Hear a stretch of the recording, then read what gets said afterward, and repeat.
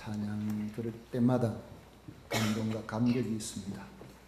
지휘자도 대단하고 반주자도 참 잘하고 우리 성가대원들도 최선을 다해서 감당하는데 아마 인적 자원이 좀 더 많아서 한 배쯤 되면 어떻게 될까 그런 상상과 기대를 해봅니다.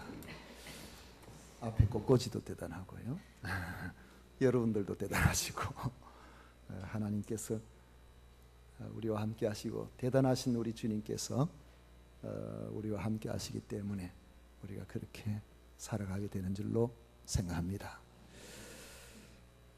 고등학교 체제에 대해서 여러분들이 얼마나 알고 계시는지 모르겠습니다.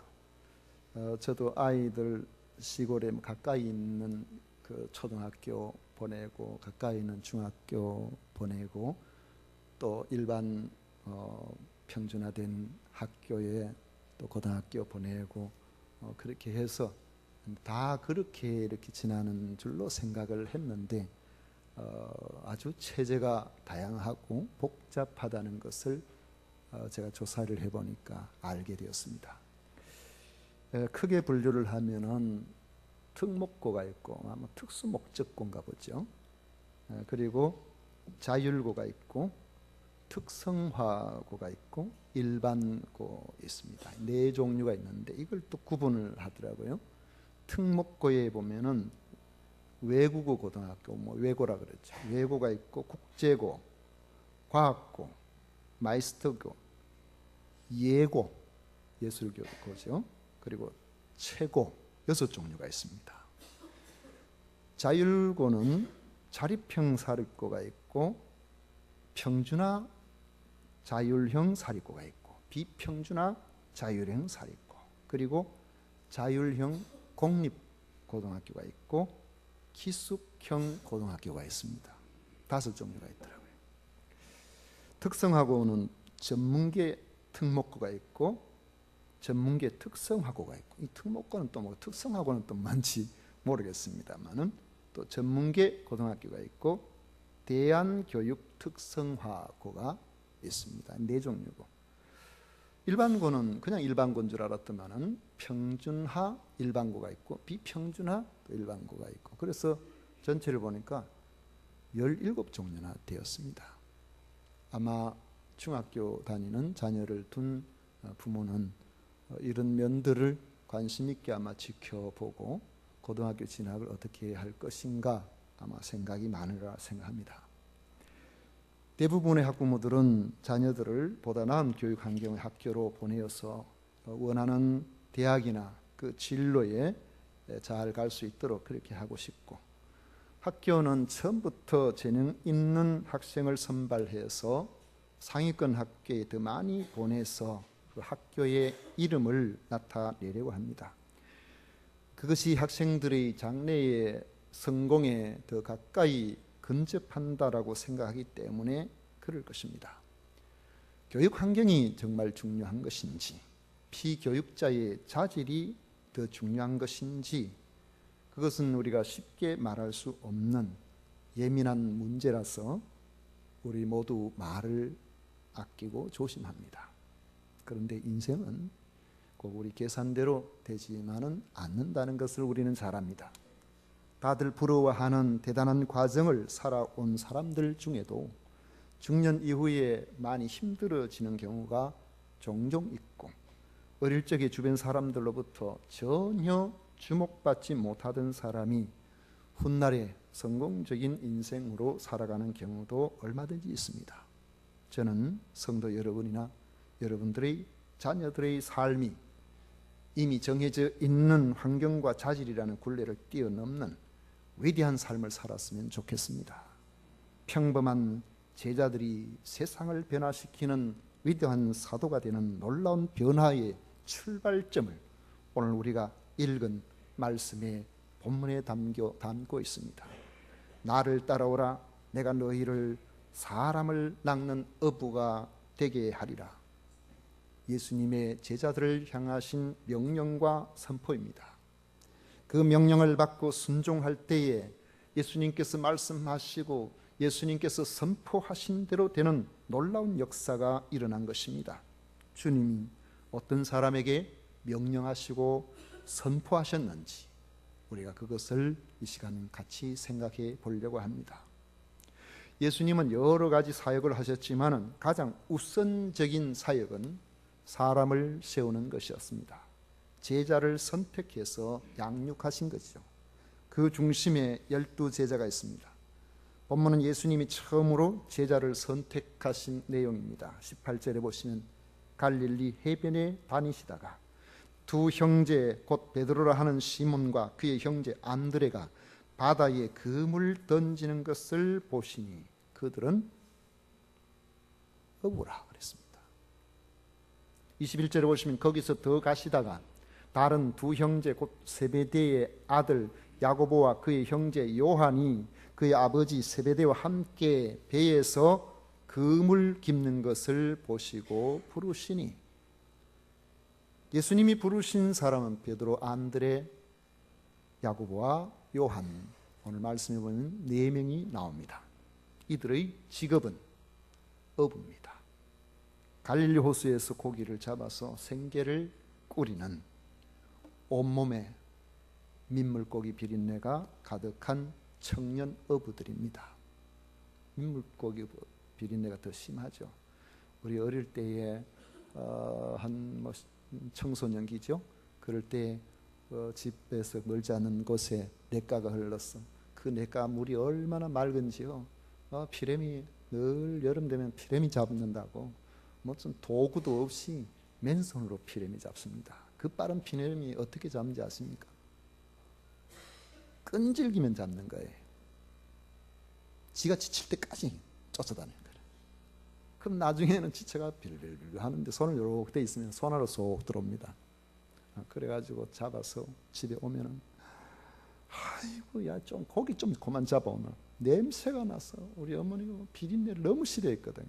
그러면 마당에 놀고 있는 닭이 다 던지죠 벌써. 그래서 그 민물고기 졸여서 먹는 것 집에서 한 번도 못 먹어봤습니다.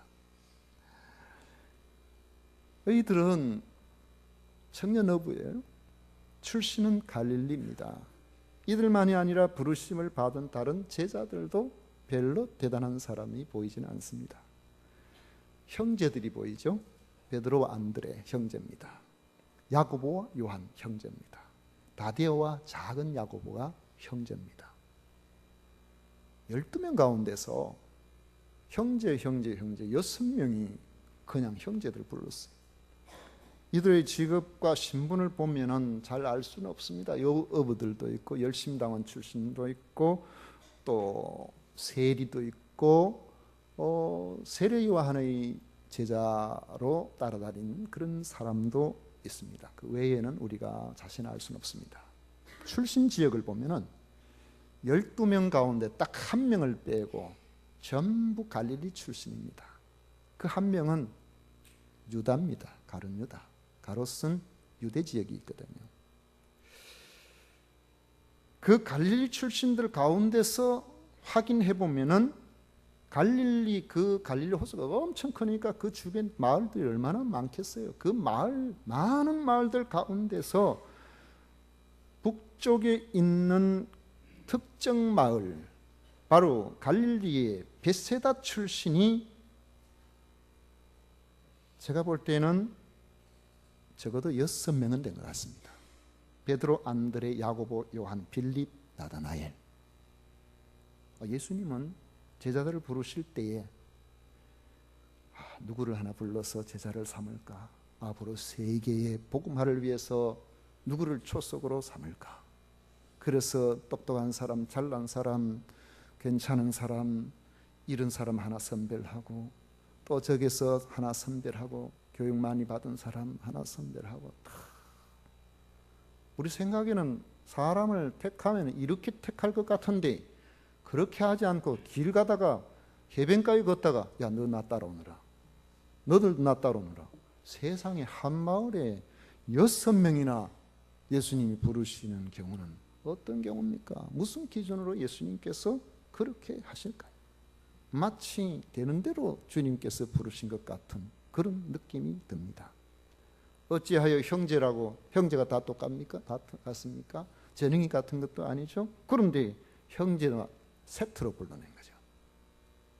세계를 변화시킬 인재가 어찌 시골 갈리의 특정 마을에 몰려 있을 수가 있겠느냐는 것입니다. 당시 갈릴리는 사람들이 무시하는 곳입니다. 예수님의 육신의 동생들은 성공을 위한다면 갈릴리에 있지 말고 유대로 가십시오. 그렇게 권면을 했습니다. 요한복음 7장 3절 이하에 보면 그 형제들이 예수께 이르되 당신이 행하는 이 일을 제자들도 보게 여기를 떠나 유대로 가소서. 스스로 나타나기를 구하면서 묻혀서 일하는 사람이 없나니 이 일을 행하려 하거든 자신을 세상에 나타내소서. 갈릴리는 세상도 아니에요. 유대로 가야 사람 행세한다는 것입니다. 초대교회의 핵심 멤버들은 갈릴리 사투리로 말하는 사람들 보고는 전부 신기하게 생각을 했습니다. 사도행전 2장 7절에 보면 다 놀라 신기하게 여겨 이르되 보라 이 말하는 사람들이 다 갈릴리 사람이 아니야. 갈릴리 저 좋은 것들이 와가지고 이 지금 뭐 하는 거냐고요.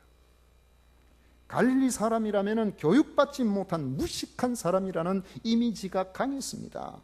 사도행전 4장 13절에 보면 그들이 베드로와 요한이 담대히 말함을 보고 그들을 본래 학문 없는 범인으로 알았다가 이상하게 여겼다. 그렇게 말씀하고 있습니다. 여러분은 어떻게 생각하십니까? 실상은 갈릴리 사람들이 그 어떤 지역 유대 사람들보다 바리새인이나 서기관들 같은 이러한 사람들보다 더 뛰어난 뭔가가 있는데 사람들은 몰라봤지만은 예수님이 알아보시고 한 마리 있는 사람 몽땅 불러내시고 그렇게 하셨을까요? 그렇다면 가룟 유다는 왜 부르셨는가요? 처음부터 부르지 말았어야 되지. 우리의 시선으로 보기에 분명한 것은 주님께서 매우 평범한 사람을 부르셨다는 점입니다. 어쩌면 우리가 그 시대에 그 나이에 벳세다에 살고 있었다면 우리를 불러서 세계의 초석을 이루는 그러한 12명 가운데 하나로 주님께서 부르셨을지도 모르겠다는 생각을 해봅니다. 주님은 우리 같은 평범한 사람을 부르셔서 위대한 제자의 삶으로 나아가게 하셨다는 것을 믿으시기를 축원합니다. 예수님은 갈릴리 해변을 다니시다가 베드로와 안드레가 그 바다에 금을 던지는 것을 보시고는 그들에게 말씀하셨죠. 나를 따라오라. 내가 너희를 사람을 낚는 어부가 되게 하리라. 베드로와 안드레를 부르신 후에 더 가시다가 야고보 요한의 배에서 금을 깁는 것을 보시고 그들을 또 부르셨습니다. 뭐라고 부르셨겠습니까? 나를 따라오라. 내가 너희를 사람을 낚는 어부가 되게 하리라. 두 번 똑같이 쓸 필요 없으니까 한 번만 안 썼겠습니까? 오늘 말씀. 예수님이 부르신 어부들이 갈릴리에서 누구보다도 탁월한 어부라는 대목을 우리는 성경에서 전혀 발견할 수가 없습니다. 베드로는 밤새 그물을 내려도 한 마리도 잡지 못한 허탄친 일이 성경에 2번이나 기록이 되어 있습니다. 탁월한 어부라면은 수온, 조류, 바람, 그날의 구름이 떠 있는지 어떤지, 아침, 저녁, 낮밤 이것에 따라서 오늘 고기가 어디쯤 있겠다. 그런 정도는 알고 오늘 같은 날은 나가봤자 고기 못 잡으니까 아예 배에 띄울 필요도 없고, 이런 날은 어딜 가면 고기가 있으니까 그렇게 할 것 아닙니까? 야고보 요한도 고기를 잡기 위해서 터진 그물을 깃고 있었지만은 그들이 그물 깃는 경연대회 갈릴리 지역 콘테스트에서 우승한, 뭐라고 하죠? 요즘으로 말하면 그 사람들은 달인, 그물 깃는 달인이라는 대목을 우리는 찾을 수가 없습니다. 그냥 어부니까 터진 그물 키워서 다음에 고기를 잡기 위해서 준비를 하고 있는 것이죠. 예수님이 부르신 기준에 정말 그 분야에서 탁월하고 그 분야에서 뛰어나기 때문에 예수님께서 그들을 부르셨다고 우리가 생각할 대목을 성경에서는 볼 수가 없다는 것입니다. 여러분, 특정 고등학교에서 우리 학교에서는 어떤 서울의 어떤 명문 대학교에 얼마나 들어가고 그걸 좋은 학교라고 선전하는 경우가 있지 않습니까? 중위권 학생을 선발해서 그렇게 상위권으로 만드는 그런 학교라면 대단한 학교라고 말할 수 있겠습니다만은, 제가 알기로는 그러한 학교들은 처음부터 상위권인 아이들을 뽑아서 그렇게 한다는 거죠. 예수님도 그렇게 하셨을까요? 예수님은 그렇게 하지 아니하셨습니다. 예수님은 우리같이 평범한 사람들을 부르셨습니다. 평범한 어부들에게 예수님께서는 명령하셨습니다. 나를 따라오라. 그리고 선포하셨습니다. 내가 너희를 사람을 낚는 어부가 되게 하리라. 이들은 주님의 명령과 선포대로 나중에 사람을 낚는 위대한 어부, 사도의 삶을 살게 되는 것입니다. 주님의 명령과 선포는 이처럼 평범한 사람의 인생을 위대하게 바꾸어 놓는 강력한 힘이 있는 것입니다. 왜 주님의 명령과 선포가 이처럼 강력한 역사로 나타나게 되었을까요? 우리 주님은 하나님이시기 때문에, 성자 하나님이시기 때문이라고 할 수도 있을 겁니다. 병자와 귀신 들린 그런 사람들이 자기 의지 의사로 전혀 주님 앞에 나오거나 어떤 행동을 할 수 없는 그러한 상황에서도 주님께서는 명령과 선포만으로 일방적으로 질병을 치유하시고, 주님께서는 귀신을 떠나가게 하셔서 온전케 만들어 주셨습니다. 심지어는 호흡이 멈추고 장례 절차에 들어간 사람에게도 명령함으로 그들을 다시 살아나게 하신 분이 우리 예수님입니다. 12살 먹은 백부장의 딸이 죽어서 장례 절차에 들어갔는데 예수님께서 그 아이의 손을 잡고 달리다고 하셨어요. 내가 네게 말하노니 소녀야 일어나라. 예수님께서 그 말씀을 하실 때에 소녀가 곧 일어나서 걸었다고 성경은 말씀하고 있습니다. 그 상황을 보고 사람들이 얼마나 놀랐는지 성경은 표현하기를 크게 놀라곤을 했습니다. 풍랑이는 바다에게 잠잠하라는 명령만으로도 바람이 그치고 풍랑이 잠잠해졌습니다. 마가복음 4장 39절에 보면 예수께서 깨어 바람을 꾸짖으시며 바다들어 이르시되 잠잠하라 고요하라 하시니 바람이 그치고 아주 잔잔하여지더라. 주님은 하나님이시기 때문에 명령하시고 선포하신 대로 되어진 겁니다. 그런데 주님의 명령과 선포만으로 평범한 사람이 위대한 사람이 된다면 왜 가룟 유다는 실패의 인생을 삽니까?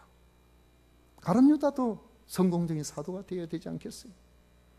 주님께서 나를 따라오라, 내가 너희를 사람을 낚는 어부가 되게 하리라고 말씀하시므로, 여러분, 이 명령과 선포에는 거기에 강력한 도전이 있다는 사실입니다. 그리고 그 도전에 대한 반응이 어떠하냐가 그의 삶을 바꾸어 놓는 것입니다. 베드로와 안드레, 야고보와 요한은 예수님께서 나를 따라오라고 말씀하실 때에 지금까지의 어부의 삶에 심각한 고민을 하게 되는 거죠. 우리 성경에는 안 나와요. 곧 따라갔어요. 곧 따라갔으면 그 완전히 바보지, 아무 생각 없이 가면은. 그러나 그 속에는 우리가 보이지는 않지만은 우리가 성경에서 부름을 받은 사람들, 많은 사람들이 고민하는 것을 볼 때에 주님의 명령 앞에는 심각한 갈등이 있다는 사실을 우리가 알아야 됩니다. 저는 목회자로 부르심을 받을 때에 심각하게 고민한 건 한 1년 했습니다만은 거의 한 5년 가까이를 이 문제 때문에 사실 많이 힘들어 했습니다. 그들은 한 가정의 가장들이에요. 예수님 따라가 버리면 생계는 누가 책임집니까? 지금 여기에서 아버지 모시고 지금 일하고 있는데 부모 봉양은 누가 합니까? 베드로는 이미 결혼을 했었어요. 장모 모시고 있다고. 은퇴해서 70이 다 되신 분에게 어떤 분이 목공 자격증 한번 따보세요. 목공 자격증 따면은 뭐 일거리가 생깁니다. 뭐 교사가 될 수도 있습니다. 여러분 그렇게 이야기하면 여러분들이 내가 나이가 70인데 그게 가능할까요? 에이 말도 안 됩니다. 뭐 설사 있다 해도 내가 이 나이 뭘 그걸 한단 말이냐고. 여러분 그런 생각이 들지 않겠습니까? 제가 사는 집 조금 밑에 아래층에 사는 분이 피트니스 센터에서 샤워하고 종종 나오면 다른 데는 못 만나지만 엘리베이터에서 한 번씩 봅니다. 보면 엄청 반가워하죠. 아이고 반갑습니다. 엘리베이터 안에서만 봐도 늘 반갑네요 하고 뭐 그 짧은 시간에 뭐 서로 이야기를 주고받고 이렇게 하는데 그분이 하시는 이야기가 그 샤워하다가 거기서 늘 나오는 그런 분 만나가지고 이야기했는데 68세 된 분이 목공 자격증을 따가지고 자기가 교사로 취직하게 됐다고 자랑하더라는 거예요. 주님의 명령과 선포를 들은 제자들은 생계가 달려있고 가족이 반대할 수 있는 심각한 갈등 상황을 유발하는 도전을 받을 때에,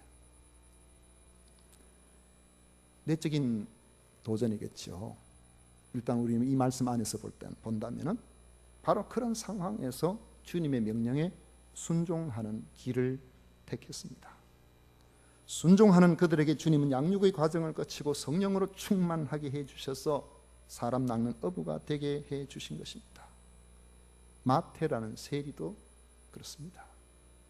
마태복음 9장 9절에 보면 예수께서 그것을 떠나 지나가시다가 마태라 하는 사람이 쇠간에 앉아 있는 것을 보시고 이르시되 나를 따르라 하시니 일어나 따르니라, 그렇게 말씀하고 있습니다. 세리의 직업을 그만두고 주님을 따를 때에 그가 사도가 되었다는 것입니다. 그냥 사도가 아니라 갈릴리 출신들이 예루살렘 교회의 중심 인물로서 훗날 수많은 사람들의 휴양을 받는 영웅이요, 그리고 하나님 나라의 주인공들로 쓰임을 받게 된 것입니다. 그런데 누가복음 9장 57절에 보면 예수님이 길 가실 때에 어떤 사람이 자기 입으로 주님 어디로 가시든지 제가 주님 따르겠습니다. 예수님께서 그 사람한테 내가 가는 길은 고난의 길이다, 그것을 알게 하시려고 여우도 굴이 있고 공중에 새도 집이 있으되 인자는 머리 둘 곳이 없도다, 그 말씀을 하셨는데 계속해서 따랐다는 이야기가 없어요. 예수님께서 곁에 있는 다른 사람에게 나를 따르라 그렇게 말씀을 하시니까 아버지 죽고 나면 제가 따르겠습니다, 그렇게 딴소리를 했습니다. 주님의 명령과 선포는 언제나 갈등을 일으키지만은 아멘하고 순종할 때에 주님은 그를 위대한 사람의 길을 걷게 하시는 것입니다. 여러분들은 성경을 읽을 때에, 말씀을 들을 때에 아무런 갈등을 일으키지 않는 그런 말을 듣기를 좋아해서는 안 됩니다. 그렇게 갈등이 없는 말씀은 여러분들의 삶을 변화시키지를 못합니다.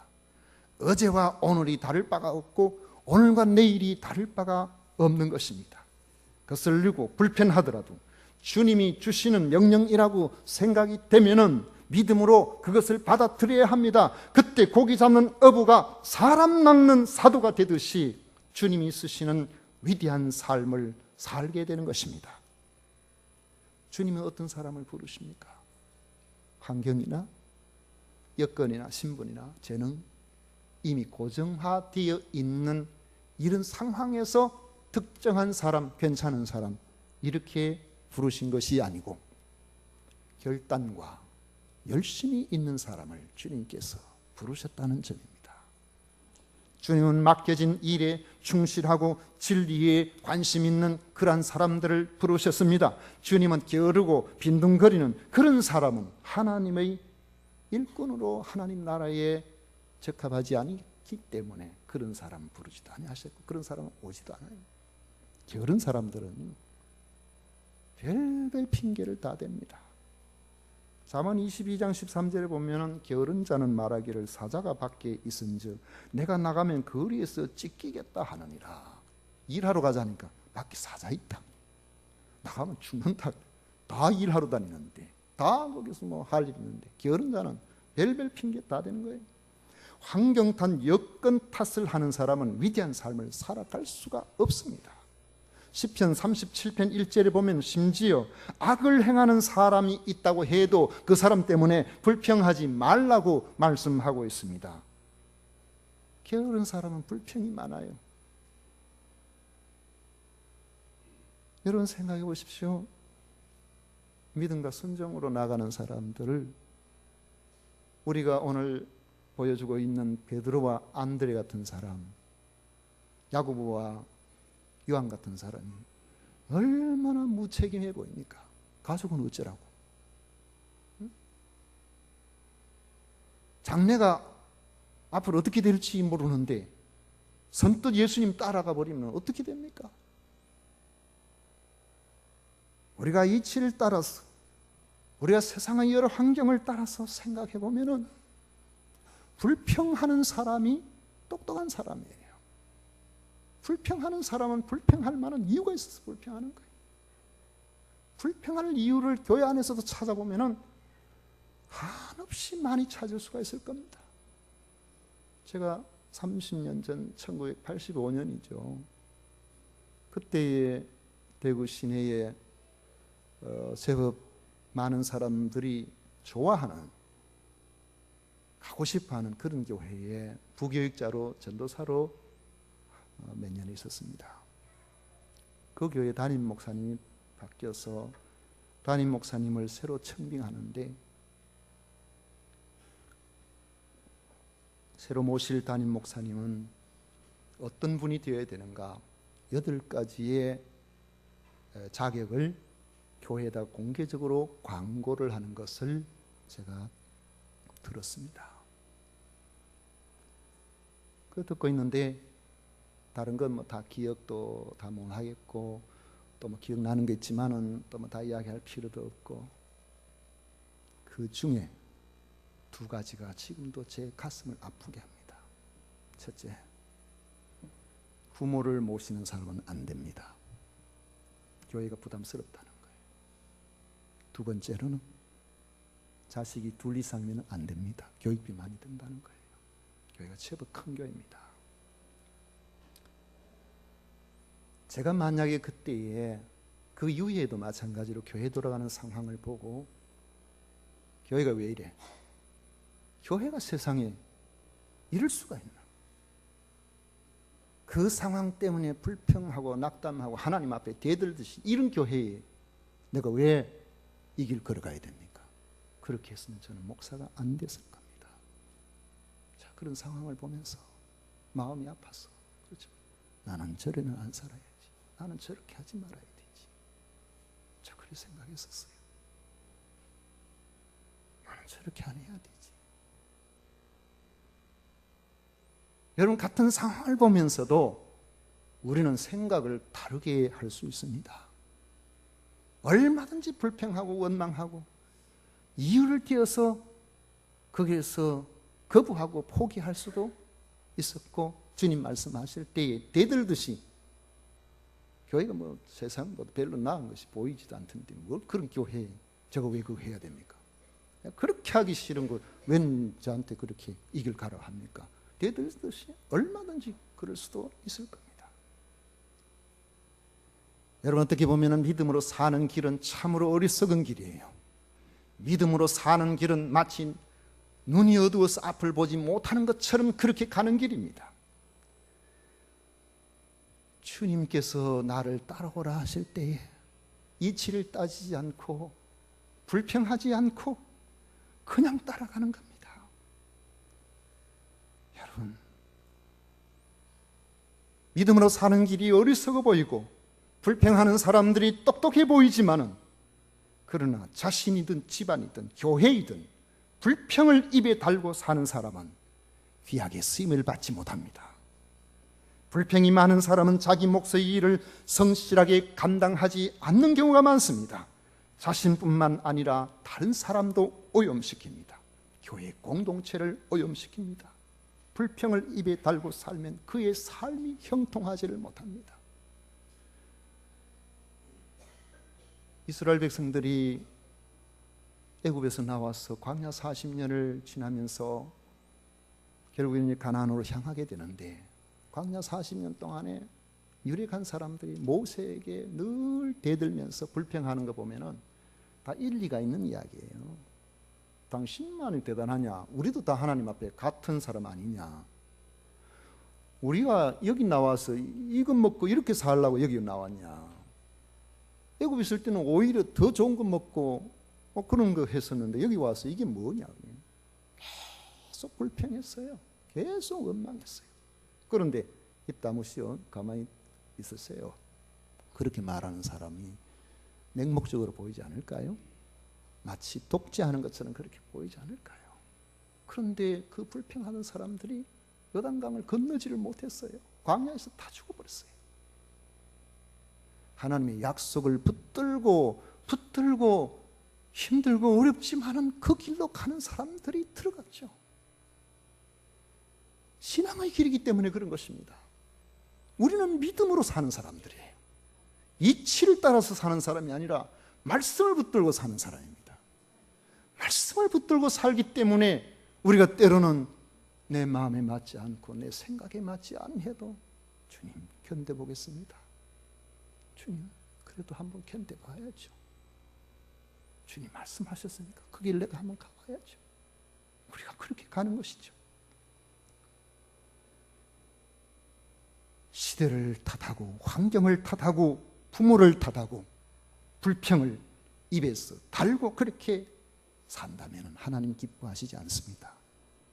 여러분 불평이 내 입에서 자꾸 난다면 회개하십시오. 하나님 기뻐하시지 않습니다. 회개하십시오. 자신의 영향만큼도 쓰임을 받지 못할 수가 있습니다. 한번 따라하겠습니다. 불평은 내 입에서 떠나가라. 불평은 내 입에서 떠나가라. 떠나가라. 여러분 불평이 떠나가야 됩니다. 내 입에서 원망과 불평, 내 삶을 바꿔놓지를 못해요. 환경을 바꿔놓지를 못해요. 바꿔놓을 수 있는 것도 우리 불평 좀 하지. 우리 불평하고 원망해야 한다고 해서 환경이 달라집니까? 오히려 환경이 더 꼬이고 더 어렵게 되는 경우를 우리가 얼마나 많이 만납니까? 오히려 예배에 열심을 내고 항상 말씀을 묵상하면서 주님께서 내게 말씀하고 계시는 그 명령을 여러분들이 귀담아 들으십시오. 그 명령과 선포를 마음속에 담아 놓으십시오. 그리고는 그것을 듣고 도전을 받아야 됩니다. 갈등이 느껴진다면 이것은 주님의 명령이구나 그렇게 생각하면 됩니다. 기도하면서 결단하고 순종의 길을 걸어가 보십시오. 그리하면 성령께서 새롭고 위대한 세계로 여러분들을 인도하심을 깨닫게 될 것입니다.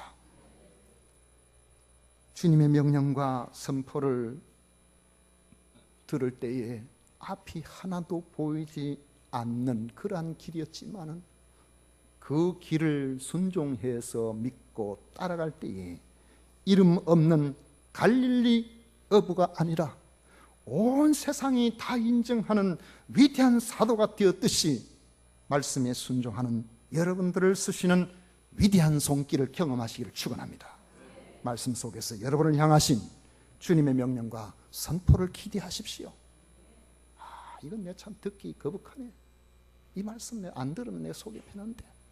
그런 말씀이 여러분들에게 생기게 되면 결단하십시오.